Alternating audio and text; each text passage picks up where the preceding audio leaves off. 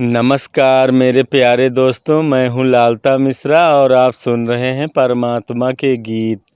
इसमें आज मैं आप लोगों को भक्त सक्खू बाई की कथा सुनाने जा रहा हूँ। मेरे प्यारे दोस्तों, आप लोग ध्यानपूर्वक सुनिए। कथा शुरू होती है, महाराष्ट्र में एक कृष्णा नदी है।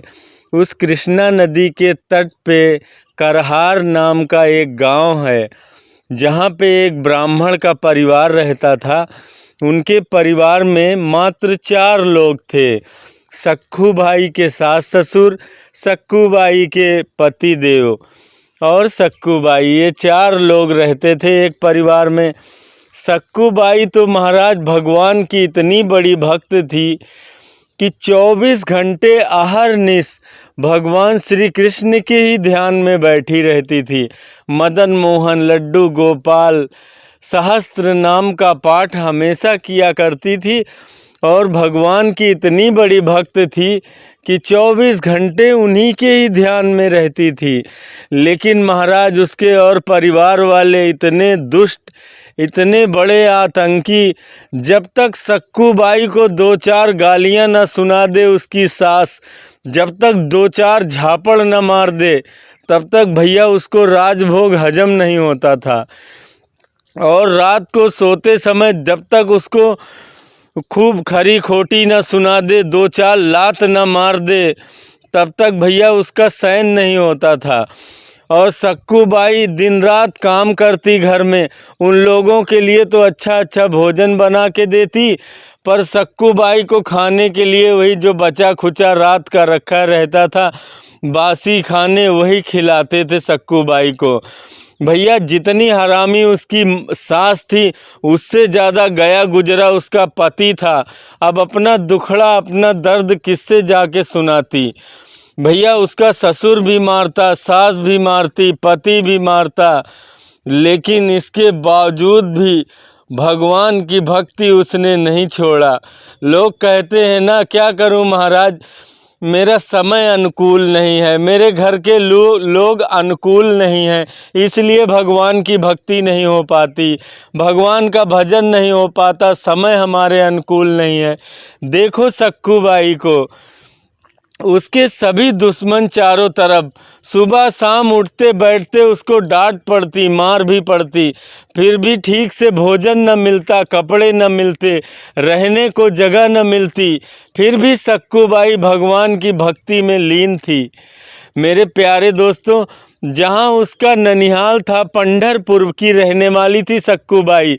और उसके आस-पास वाले जब उसका दर्द देख न पाते तो उसके घर आके पूछते, सक्खू बाई तेरे घर अगर कोई हो तो मुझे पता दे दो, मैं उन लोगों को पता दे दूं ताकि तुम्हें वो लोग यहाँ से लिवा ले जाएं, इस नरक कुंड से तुम्हें मुक्ति मिल जाए। तो सक्खू बाई कहती कि बहन क्या बताऊं, मेरे परिवार बहुत बड़ा परिवार है। वो पंढरपुर के जो पंडरीनाथ हैं और रुक्मिणी, यही तो हमारा परिवार है, बहुत बड़ा उनका परिवार है। और मुझ जैसे दीनहीन की तरफ उनकी नज़र नहीं पड़ पाती। बहन कभी न कभी ज़रूर हमारी सुध लेंगे वो पंडरीनाथ, ज़रूर हमसे मिलने के लिए कभी न कभी वो आएंगे। उनका बहुत बड़ा परिवार है ना, तो इसलिए उसी में वो खो जाते हैं। बहुत सारे उनके भक्त हैं, इसलिए हमारी तरफ उनका ध्यान नहीं आ पाता, लेकिन एक न एक दिन हमारी सुध ज़रूर लेंगे, ज़रूर हमसे मिलने के लिए आएंगे। भैया यूँ कह के वो टाल देती, और लोग तो समझ नहीं पाते क्योंकि उसकी इतनी पहुंची हुई अवस्था थी। वो तो भगवान पंडरीनाथ को कहती थी कि एक ना एक दिन पंडरीनाथ ज़रूर आएंगे हमारी खबर लेने के लिए। तो भैया और एक दिन क्या हुआ, वो कृष्णा नदी में गई हुई थी जल भरने के लिए। वो लोग जल भरने के लिए कृष्णा नदी से जल लेके आते थे। थोड़ा घर से दूर पड़ती थी कृष्णा नदी, वहाँ गई हुई थी जल लेने। तभी उसने क्या देखा कि एक ग्रुप में, मंडली में भजन कीर्तन गाते हुए लोग जा रहे हैं पंढरीनाथ। पंढरपुर में 1 महीने बहुत ही धूमधाम से उत्सव होता है, मेला लगता है, लोग वहाँ कीर्तन करते हुए जाते हैं। इस मंडली को जब देखा भैया उसने, तो उसके खुशी का ठिकाना न रहा। उसने पानी का घड़ा तो वहीं नदी के किनारे रख दिया और नाचते गाते हुए उसी मंडली के पीछे हो लिया और अपने प्रभु से मिलने की आस में चल पड़ी।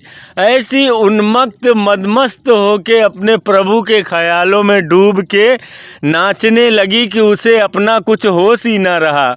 भैया किसी ने उसे देख लिया। ऐसे बहुत लोग होते हैं, भगवान के भक्तों के दुश्मन बहुत मिल जाएंगे, जगह जगह टोकने वाले, रोकने वाले, छेड़ने वाले, परेशान करने वाले, और भले किसी को ना बोले लेकिन भगवान के भक्तों को ज़रूर परेशान करेंगे। जाके भैया दौड़ी दौड़ी उसके सास को बताई कि तुम लोग यहाँ बैठे हो और तुम्हारी बहू वहाँ नाच रही है सड़क पे। तो अरे भैया उसकी सास ने कहा, देखा मैं पहले ही तुमको बताती थी कि उसको देखते रहा करो जहाँ भी जाए, वो बहुत ही दुष्ट है, देखो कैसे नाच रही है, जाओ उसको पकड़ के ले आओ। भैया उसका पति तो लाठी लेके निकला, पीछे पीछे उसकी सास भी खूब मोटा सा डंडा उठा के चल पड़ी, उसका ससुर भी चल पड़ा। भैया आज तो लग रहा है सक्कू बाई को ये लोग मार के ही छोड़ेंगे। गए वहाँ, देखा तो भक्तों की मंडली में अपने प्रभु के प्यारे के गीत में नाच रही सक्कू बाई। भैया पहुँचते ही पति उसका झोटे वो बाल पकड़ के और खींचता हुआ मारता हुआ ले आया। रास्ते में उसकी सास मिली, भैया वो भी मारना शुरू कर दिया। वो कहती, मैंने कहा था कि इसको बांध के रखो, पूरा 1 महीने का मेला चलेगा, इसको बांध के रखो, इसको पूरे महीने खोलना मत, वरना ये फिर भाग के जाएगी। भैया सारे लोग उसको मारते पीटते घर लेके आए सक्कू बाई को।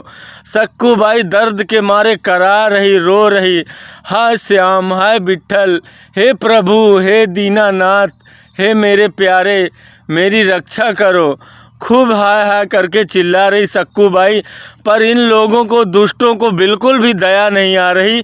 ये लोग पीटते हुए ले गए घर में और इसकी सास ने कहा, बांध दो इसको खंबे से। वहीं घर के खंबे से बांध दिया। भैया उसको न रोटी, न पानी, न दाना, सुबह शाम उठते बैठते मार कुटाई उसकी और लगा रहे ये लोग। भैया सक्कू बाई अपने प्रभु को ही पुकारती रही, हे दीन दयाल, हे करुणा निधान। और सक्कू बाई इसलिए नहीं रो रही कि उसकी पिटाई हो रही, सक्कू बाई इसलिए रो रही कि हे प्रभु, क्या मुझे लगता है कि मैं इस जन्म में तुम्हारे दर्शन नहीं कर पाऊंगी, मुझे लगता है कि मैं लौट के अपने इस जन्म में प्रभु पंढरीनाथ के दर्शन न कर पाऊंगी। हे प्रभु हम पे दया करो, हम पे करुणा करो कि एक बार मैं आपके मंदिर के, आपके चौखट के दर्शन कर लूं, आपका साक्षात्कार मिल जाए, उसके बाद फिर ये जीवन रहे चाहे ना रहे, चाहे अभी मेरी सांसें निकल जाएं। ऐसे कहते हुए सक्कू बाई रो रही और मोटी मोटी रस्सियों से उसको खंबे से तीनों चारों मिलके और बांध दिए। भैया उसकी नाजुक नरम एकदम चमड़ी, उसी में धंस गई रस्सियाँ, कटी जा रही है। भैया पंढरीनाथ तो दयालु कृपा निधान। यहाँ जब शाम होने लगी तो एक गोपी का रूप बना के आए भगवान। भगवान तो करुणा निधान कोई भी रूप बना सकते हैं, एक गोपी का रूप बना के प्रभु आए और सक्कू बाई से बोले, सक्कू बाई तुम्हें पंढरीनाथ जाना था ना, देखो मैं आई हूँ तुम्हें ले चलने के लिए, चलो मेरे साथ। सक्कू बाई बोली, नहीं बहन, मैं तो चाह के भी इस बंधन से कैसे मुक्त हो पाऊँगी। बोली, तुम चिंता मत करो, मैं तुम्हारी जगह बंध जाती हूँ और तुम चली जाओ, मैं तुम्हारी साड़ी पहन लूँगी, तुम्हारी लहंगा चुनरी मैं ओढ़ लूँगी, मुझे कोई पहचान नहीं पाएगा, मेरे बदले तुम चली जाओ। सक्कू बाई को जल्दी जल्दी उसने खोला, सखी ने भैया सक्कू बाई खुल के लाख लाख बधाई दी सक्कू बाई ने उसको, और उसने कहा देखो सक्कू बाई, जब तक तुम नहीं आओगी तुम्हारे बदले मैं यहीं पे बंध रही हूँ, जल्दी आना तुम पंडरीनाथ के दर्शन करके। सक्कू बाई उसके चरणों पे गिर पड़ी और कोटि कोटि उसको बधाइयाँ देके सक्कू बाई तो निकल के भागी, आज़ाद हो गई। अब तो अपने परमात्मा का धन्यवाद करते हुए ऊपर आकाश की तरफ देखते हुए सक्कू बाई दौड़ते हुए गई कृष्णा नदी के तट पे, जहाँ से सड़क पंडरीनाथ की तरफ जा रही थी। वहाँ लोगों का जूथ जा रहा था, उन्हीं के मंडली के पीछे वो भी नाचते गाते हुए भैया पंढरपुर पहुँच गई। जब वो पंडरीनाथ पहुँच के जब उसने पंढरपुर के पंडरीनाथ के दर्शन किए तो ऐसे खो गई, एकदम भैया पीछे की तरफ पछाड़ खा के गिर पड़ी अपने पंडरीनाथ के दर्शन करते ही, और वहीं बेहोश हो गई। भैया जब उसको होश आया सक्कू बाई को, तो उसे और कोई वादे तो याद न रहे। उसने पंडरीनाथ से वचन दे दिया कि जब तक ये सांस चलेगी, जब तक ये शरीर रहेगा, तब तक मैं पंढरपुर छोड़ के और कहीं नहीं जाऊंगी।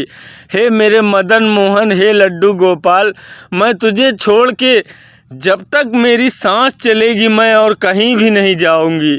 सारे वादे भूल गई और वहाँ उसके घर पे भगवान पंडरीनाथ एक सखी का रूप बना के बंधे बैठे हैं।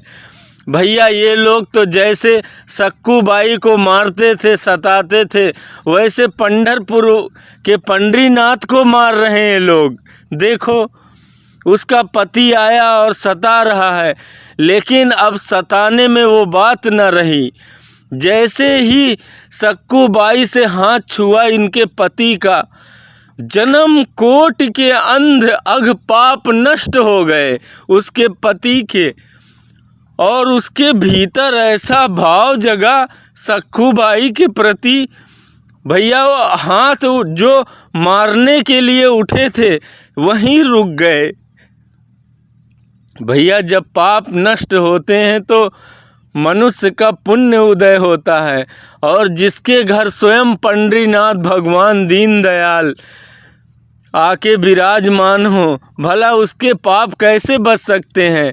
उसके भीतर ऐसी करुणा जगी, ऐसा दया का भाव जगा सक्कू बाई के प्रति। उसने भैया छड़ी उधर फेंक दी, डंडे उधर फेंक दिए और कहने लगा सक्कू बाई, इतने दिनों से हम लोगों ने तुमको बांध के रखा है, तुम्हें भूख लगी होगी, तुम्हें प्यास लगी होगी। भैया जल्दी से उसकी रस्सियाँ खोलने लगा, रस्सियाँ खोल के और सक्कू बाई से माफ़ी मांगने लगा कि सक्कू बाई हमें माफ़ कर देना। सक्कू बाई ने तो भैया भगवान थे, सक्कू बाई की जगह स्वयं पंडरीनाथ आके बंधे हुए थे, उन्होंने तो सब क्षमा कर दिया। और जैसे सक्कू बाई काम करती थी घर का, वैसे ही पंडरीनाथ घर का एक एक काम करने लगे कि किसी को मेरे भक्त को के बारे में कुछ भी पता न चले। भैया भगवान स्वयं पंडरीनाथ सक्कू बाई की जगह बंधे हुए घर का सारा काम करने लगे, खाना बनाते, कपड़े धोते, चौका गोबर बर्तन झाड़ू पोंछा सारा काम भैया स्वयं पंडरीनाथ कर रहे हैं और एक शब्द भी नहीं बोल रहे हैं। और उन लोगों के घर का स्वभाव, उन लोगों के घर का भाव सक्कू बाई के प्रति ऐसा बदल गया, भैया अब तो कोई सक्कू बाई को डांटे भी ना। सास इतनी मारती थी, वो भी सक्कू बाई को बोलती, रहने दो आज तुम मेरे पैर मत दबाओ, इतने दिन से हम लोगों ने तुम्हें बांध के रखा है, तुम्हारे हाथ पाँव में दर्द दुख हो रहा होगा, इसलिए तुम आराम करो। भैया सक्कू बाई के प्रति ऐसा भाव बदल गया इन लोगों का। लेकिन वो तो सब कृपा जगन्नाथ भगवान की थी, त्रिलोकी के नाथ जो उनके घर बैठे, सबके पाप हर लिए, सबका स्वभाव बदल दिया, सब मन भाव बुद्धि चित्त अहंकार सब बदल गया वो लोग भैया। और इधर सक्कू बाई का ऐसा वचन, ऐसा प्रण कि जब तक सांस चलेगी मैं लौट के जाऊंगी ही नहीं। अब भैया वहाँ सब तो ठीक था, पर रुक्मिणी जी बेचैन हो गई।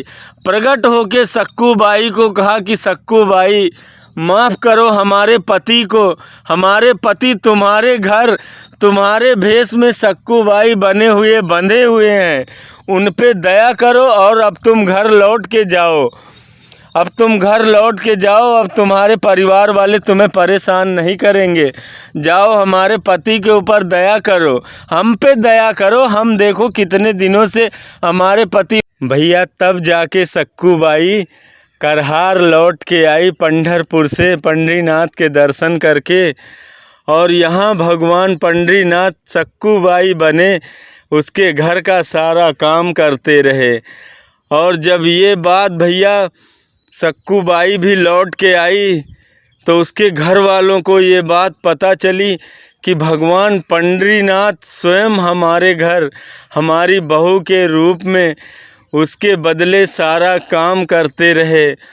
तो भैया उसका पूरा परिवार सक्कू बाई के चरणों में गिर पड़ा और बोले, धन है तू, परम भक्तिन है सक्कू बाई, हम लोग तेरे ऊपर इतना जुल्म किया, इतना तुझे सताया, तू हमें माफ़ कर दे बेटी, हमें माफ़ कर दे। उसका पति जाके उसको गले लगा लिया, उसके पैरों में गिर पड़ा, बोला मैं माफ़ी के तो लायक नहीं, पर मैं तुझसे क्षमा मांगता हूँ कि तू हमें माफ़ कर दे, हम तेरी भक्ति को समझ नहीं पाए। पंढरीनाथ भगवान स्वयं दर्शन दिए। मेरे प्यारे दोस्तों, भगवान अपने भक्तों को हर मुसीबत से बचाते हैं, हर दुख में हमेशा खड़े रहते हैं उनके पीछे। दुनिया में कोई साथ दे या न दे, पर परमात्मा अपने भक्तों का हमेशा साथ देते हैं। ऐसे परम भक्ति सक्कू बाई की कथा थी मेरे प्यारे दोस्तों।